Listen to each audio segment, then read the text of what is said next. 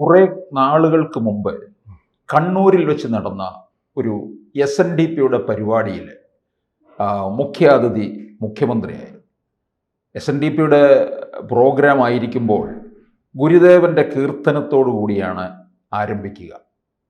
അപ്പോൾ സദസ്സിലുള്ളവരും വേദിയിലുള്ളവരും എഴുന്നേൽക്കും. അപ്പോൾ നമ്മുടെ മാന്യദേഹം അവിടെ തന്നെ ഉപവിഷ്ടനായിരുന്നു. ശ്രീനാരായണ കീർത്തനം ആലപിക്കുന്ന വേളയിൽ തൊട്ടിരുന്ന കടന്നപ്പള്ളി എഴുന്നേറ്റു. കടന്നപ്പള്ളിയെ പിടിച്ചിരുത്തി.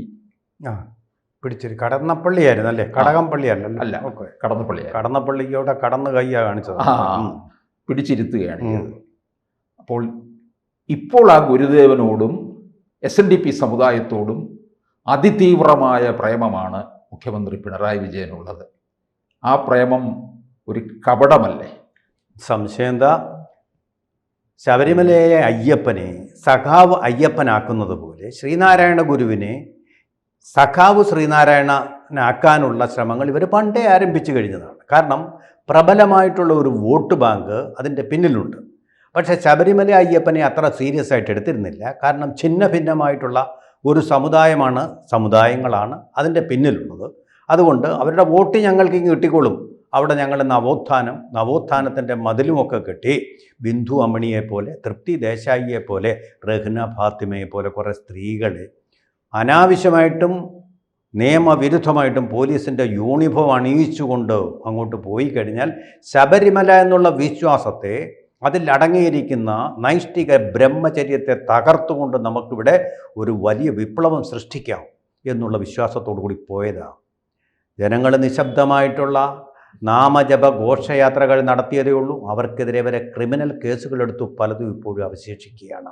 വീണ്ടും ഒരു സംഗമം നടക്കുന്നുണ്ട് 22-ാം തീയതി, ആഗോള അയ്യപ്പ സംരക്ഷണ സംഗമം. പന്തളം കൊട്ടാരത്തിനടുത്ത് തന്നെ ഈ അയ്യപ്പൻ മണികണ്ഠനായിട്ട് പിറന്നു വീണ ആ സ്ഥലത്തു തന്നെ നടക്കാൻ പോവുകയാണ്.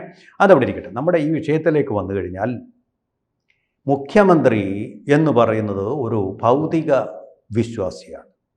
അതായത് ആശയവാദത്തിൽ വിശ്വസിക്കാത്ത, ഭൗതികവാദത്തിൽ വിശ്വസിക്കുന്ന, വൈരുദ്ധ്യാത്മക ഭൗതികവാദം എന്ന് നമ്മൾ കേട്ട് ക്ലീശയായി കഴിഞ്ഞാൽ ഒന്നിൽ വിശ്വസിക്കുന്ന ആളാണ് മുഖ്യമന്ത്രിയുടെ. പാർട്ടിയുടെ തത്വശാസ്ത്രം, പ്രത്യയശാസ്ത്രം, ഐഡിയോളജി, കോർ ഐഡിയോളജി എന്ന് പറയുന്ന അതാണ്. ഒരിക്കലും അയ്യപ്പനുമായിട്ട് യോജിച്ചു പോകാൻ കഴിയുന്നതല്ല അയ്യപ്പ സങ്കല്പവുമായിട്ട്. അതുപോലെ തന്നെ ശ്രീനാരായണ ഗുരുവിൻ്റെ സങ്കല്പവും വിശ്വാസങ്ങളും ദർശനങ്ങളുമായിട്ട് ഒരിക്കലും യോജിച്ചു പോകാൻ കഴിയില്ല.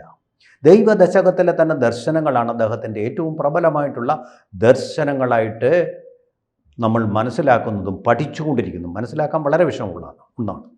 ഞാനതിൽ ആഴത്തിൽ പഠിച്ചിട്ടുള്ള ഒരാളായതുകൊണ്ട് പറയല്ല. പക്ഷെ ഒരൊറ്റ ലൈൻ മതി. ചോറ് വെന്തോ എന്നറിയാൻ അതിലൊരൊറ്റ അംശി പുലാക ന്യായം അനുസരിച്ച് ഒരു ചോറ് മാത്രം എടുത്ത് നോക്കിയാൽ മറ്റു ചോറെല്ലാം വെന്തു എന്ന് നമുക്ക് മനസ്സിലാക്കാം.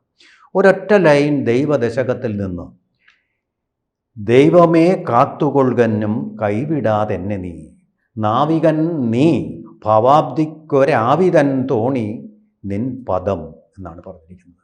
ആരാണ്? ദൈവത്തെ ഒരു നാവികനായിട്ട്, നമ്മളെ നയിക്കുന്ന നാവികനായിട്ട് കണക്കാക്കുക. അതാണ് സനാതനധർമ്മം.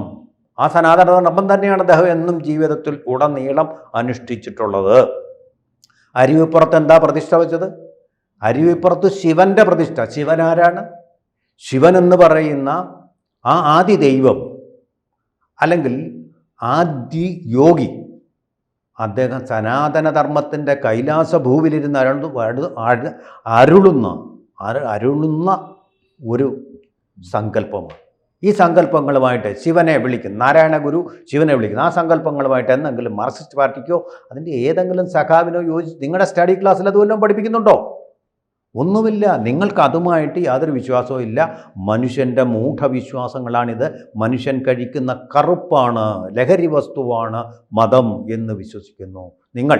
താൽക്കാലികമായിട്ടുള്ളൊരു പാലിയേറ്റീവ് കെയർ മാത്രമാണെന്ന് വിശ്വസിക്കുന്നു. അത് ചികിത്സയല്ലെന്ന് വിശ്വസിക്കുന്നു. ചികിത്സ തോക്കിൻ കുഴലിലൂടെയുള്ള അല്ലെങ്കിൽ അക്രമമാർഗത്തിലൂടെയുള്ള വിശ്വാസമാണെന്ന് ദൃഢമായിട്ട് കരുതുന്നതാണ് നിങ്ങളുടെ പ്രത്യയശാസ്ത്രം, അല്ലേ? നിങ്ങൾക്ക് എങ്ങനെ യോജിച്ച് പോകാൻ പറ്റും സമാന്തരം? പിന്നെ എന്നിട്ട് സഖാവാക്കിക്കൊണ്ട് ഇദ്ദേഹത്തെ കയ്യിലെടുക്കുന്നതിൻ്റെ ഉദ്ദേശം എന്താണെന്ന് വെച്ചാൽ, ഇന്ന് ഈഴവ സമുദായത്തിലുള്ള പ്രബലമായിട്ടുള്ള ഒരു വിഭാഗം ഇന്ന് വിശ്വാസികളായതുകൊണ്ടും CPMൻ്റെ മതപ്രീണനം സഹിക്കാൻ വയ്യാത്തത് കൊണ്ടും BJP-യിലേക്ക് ചാഞ്ഞു പോയിട്ടുണ്ട്. അതെ, ഈ 2019 കോൺഗ്രസിലേക്ക് കുറെ വോട്ടങ്ങ് പോയി. അത് അയ്യപ്പ സംഗമത്തിന്റെ ഫലമായിട്ട് യുവതി പ്രവേശം അയ്യപ്പനെ യുവതി പ്രവേശം. പിന്നീട് 2024 വന്നപ്പോൾ BJP-യിലേക്ക് SNDP-യിലെ വോട്ടുകൾ പോയി എന്നുള്ളതും പാർട്ടി നന്നായിട്ട് തിരിച്ചറിഞ്ഞു. അത് തിരിച്ചു പിടിക്കാനുള്ള ഒരു അമിത ആവേശത്തിലാണ് ഇപ്പോൾ പാർട്ടിയും പിണറായി വിജയനും നിൽക്കുന്നത്. അതുകൊണ്ട് തന്നെയാണ് ഈ അയ്യപ്പ ഭക്ത സംഗമം. എനിക്ക് തോന്നുന്നു ഈ ഈഴവ വിഭാഗത്തിലുള്ള ധാരാളം പേര് ഭക്തരാണ്. അത് അവര് ഈഴവ വിഭാഗത്തിലുള്ള നല്ല പങ്ക് CPM-കാരുമായിരുന്നു. പണ്ട് നായനാർ പറഞ്ഞ ഒരു തമാശയുണ്ടല്ലോ, ശബരിമല തീർത്ഥാടന കാലത്ത് തീർത്ഥാടന പാതയിൽ എവിടെങ്കിലും CPM-ന്റെ ഒരു കാണിക്കപ്പെട്ടി വെച്ച് കഴിഞ്ഞാൽ ആ തീർത്ഥാടന കാലത്ത് തന്നെ വലിയ വരുമാനമായിരിക്കും ലഭിക്കുക. എന്നാൽ പോകുന്നതിൽ നല്ല പങ്കും സഖാക്കന്മാരാണ് എന്നുള്ള അർത്ഥത്തിൽ പറഞ്ഞതാണ്. സത്യമാണത്. അവരെ എന്തുകൊണ്ട് തള്ളിക്കളയുന്നത്? പ്രത്യയശാസ്ത്രം അനുസരിച്ച്. അതാണ് ഇതിൻ്റെ പ്രത്യയശാസ്ത്ര വൈരുദ്ധ്യം എന്ന് പറയുന്നത്. വൈരുദ്ധ്യാത്മക ഭൗതികപദമല്ല, അതിനപ്പുറമുള്ള ഒരു പ്രത്യയശാസ്ത്ര വൈരുദ്ധ്യം, ഒരു ക്രൈസിസ്, ഒരു പ്രതിസന്ധി അവർ നേരിടുന്നുണ്ട്. കാരണം ഈ വിശ്വാസങ്ങളെയൊക്കെ തകർത്തുകൊണ്ട് കമ്മ്യൂണിസം, പ്യുവറായിട്ടുള്ള ഭൗതികവാദം, ദേശീയതകളില്ലാത്ത അതിരുകളില്ലാത്ത ഒരു ലോകം സൃഷ്ടിക്കാമെന്നുള്ള വിശ്വാസം, അതിലൂടെ പ്രോളിറ്റേറിയൻ ഡിക്റ്റേറ്റർഷിപ്പ് സ്ഥാപിക്കാമെന്നുള്ള വിശ്വാസം, ഇതാണ് മാർക്സും ഏംഗൽസും അവരുടെ ബൃഹത് ഗ്രന്ഥങ്ങളിലൂടെ ഇവരെ ഉദ്ബോധിപ്പിച്ചുകൊണ്ടിരുന്നത്. അതിൻ്റെ ഫലമായിട്ടുള്ള ഒരു തത്വശാസ്ത്രത്തിന് ഇന്ത്യൻ സംസ്കാരവുമായിട്ട് ഒരിക്കലും യോജിച്ചു പോകാൻ കഴിയില്ല.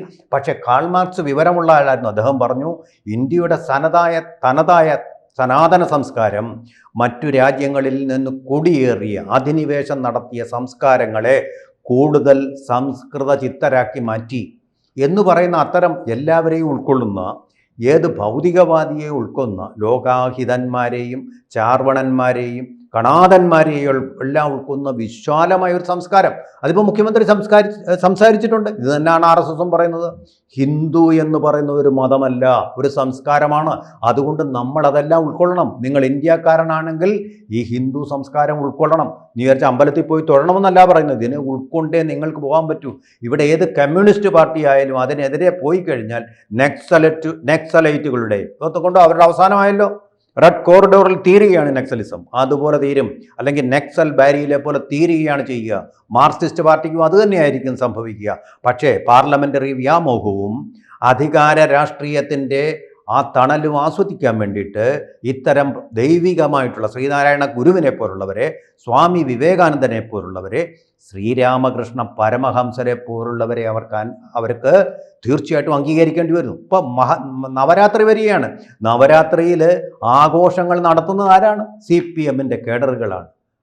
അവിടെ പശ്ചിമ ബംഗാളിൽ നടത്തുന്നത്. ഇപ്പോൾ കുറച്ച് മമതാ ബാനർജി ഏറ്റെടുത്തിട്ടുണ്ട്. അവരാണ് അത് ആഘോഷമായിട്ട് നടത്തുന്നത്. നിങ്ങളുടെ തത്വശാസ്ത്രമായിട്ടോ നിങ്ങളുടെ സിദ്ധാന്തമായിട്ടോ പ്രത്യയശാസ്ത്രമായിട്ടോ ഒരിക്കലും യോജിക്കാൻ കഴിയാത്ത ദൈവങ്ങളെ നിങ്ങൾക്ക് ആരാധിക്കേണ്ടി വരുന്നത് നിങ്ങളുടെ ഗതികേടാണ്. അത് ഇന്ത്യൻ സംസ്കാരത്തിൻ്റെ വിജയമാണ്.